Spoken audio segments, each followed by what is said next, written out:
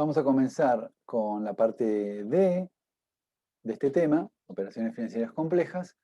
Y bueno, los análisis de ahora en más son un poco más sencillos porque ya hemos pasado por los primeros de operaciones complejas, que por ahí se pueden presentar un poco más difíciles que los de operaciones simples que veníamos viendo hasta el momento, y los análisis sobre todo de las fórmulas que hacen a las imposiciones son un poco más sencillas ahora de entender al haber pasado y explicado las de amortizaciones. Las imposiciones constantes, en este caso, por el momento de su evaluación, están referidas al final del periodo de la renta y el valor de las mismas estará dado por las sumas de los montos producidos por cada término. ¿Por qué digo montos? Porque cada término es un capital distinto del anterior, que va a sumar intereses desde el momento que empieza a devengarlos hasta el final de la renta, produciendo una sumatoria de montos, desde el momento que han sido depositados hasta el momento final o el momento particular de medición posterior a que esos pagos o capitales comienzan a devengar intereses. Y vamos a deducir las fórmulas, porque esto yo sé que no está bien escaneado, pero me dispuse a hacerlo a mano, porque no lo van a encontrar en la mayoría de los libros. Yo no sé si tienen acceso en este momento a la biblioteca, con lo cual me pareció una buena estrategia hacerlo a mano, el desarrollo, y compartirlo con ustedes para que lo tengan a mano y vean de dónde se desprende cada uno de los cálculos que podemos llegar a hacer y de los análisis que se pueden llegar a efectuar sobre esos cálculos.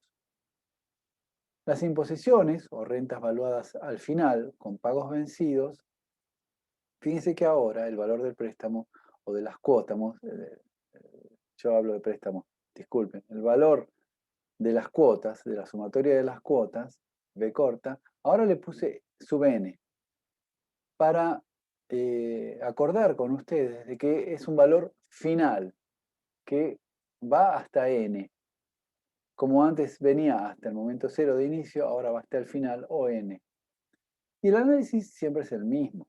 Es la primera cuota, que ustedes saben de dónde se surge este factor común alfa, de que a cada alfa le sumo los intereses o lo multiplico por 1 más i en cada uno de los términos, desde 1 hasta n. Bueno, ya obvio ese paso porque es redundante y por ahí los complica mostrar tantos números en una sola diapositiva. Entonces lo que hago es directamente ir al factor común alfa y encierro lo que está en los corchetes, que es lo que a mí me interesa analizar. Entonces el primer término era alfa con valores vencidos. Al final del primer término, del primer periodo, iba a pagar o a cobrar, en este caso, si voy al concepto de rentas, alfa. Ese alfa vale 1 en la primera cuota, en valores unitarios. En la segunda va a valer 1 más i. En la tercera va a valer 1 más i al cuadrado y así hasta 1 más i a la n. En este caso la suma está dada siempre por los mismos términos, en donde el primer término de la proyección, o a, es igual a 1, aquí está, y el valor de la razón, en este caso, ya no va a ser 1 sobre 1 más i, porque ahora quiero sumar intereses, no restar, es el factor de capitalización 1 más i. Entonces, cada término multiplicado por 1 más i me va a dar el término siguiente. Simplemente establezco nuevamente el valor de todas las cuotas hasta el final, o hasta n, en donde el primer término o la primera cuota alfa multiplicada por a por 1 menos q a la n sobre 1 menos q, o lo que es lo mismo, q a la n menos 1 sobre q menos 1, va a dar exactamente igual, lo ponga primero al 1 o segundo al 1, por eso lo pongo a propósito aquí, porque en algunos libros lo van a ver como 1 menos q a la n sobre 1 menos q, y en otros casos lo van a ver así al revés. Es exactamente lo mismo. Esto es igual a alfa, o el primer término, y ahora sí encierro al factor de imposición en este cuadradito, S sub n de I. Es solo lo que está en el cuadrado es S sub n de I. Muchas veces nos confundimos en decir que toda esta expresión es S sub n de I.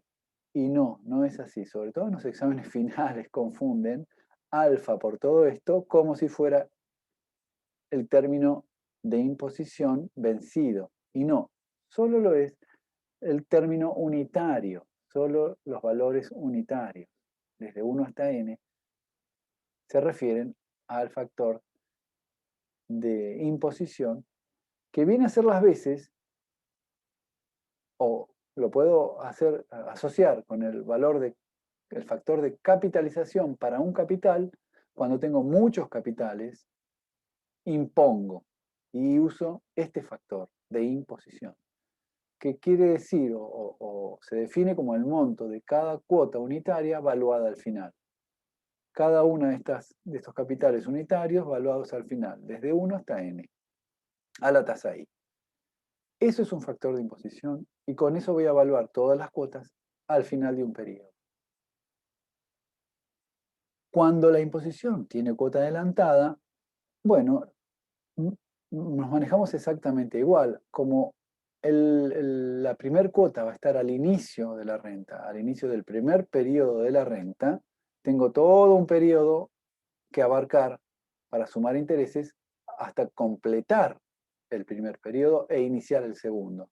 Razón por la cual, ahora sí, la primer cuota va a tener sumado los intereses. Y aquí se ve reflejado.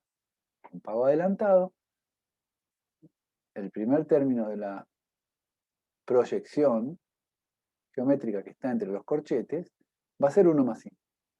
El segundo 1 más i al cuadrado, y esto me define, el tercero 1 más i al cubo, y así sucesivamente hasta n. Esto me define el primer término de la suma y la razón de la suma. Los dos coinciden, son 1 más i. 1 más i, el primer término, 1 más i por 1 más i, 1 más i al cuadrado por 1 más i, 1 más i al cubo, es decir que 1 más i es la razón. Procedo a hacer la multiplicación, opero sobre los factores, y esto me da alfa por 1 más i por 1 más i a la n menos 1 sobre i. Y encierro en este cuadrado medio desprolijo y muy iluminado en el escáner lo que es el factor de imposición de n términos a la tasa i, pero con cuota adelantada. Nuevamente vemos que es necesario un factor de capitalización más para completar todos los términos de la renta. Dicho esto, podemos comprobar que el valor de todas las cuotas unitarias al inicio, ¿sí?, dados en este caso con cuota vencida por A sub n de i, capitalizado por un periodo 1 más i, me va a dar el factor de imposición vencido de n términos a la tasa i, porque estos son montos. Esto me va a dar un monto, no me va a dar una sucesión. Con esto logro que una sucesión, o evaluar una sucesión de capitales y convertirlos en un monto. De la misma manera que si actualizo este monto dado por esas cuotas unitarias,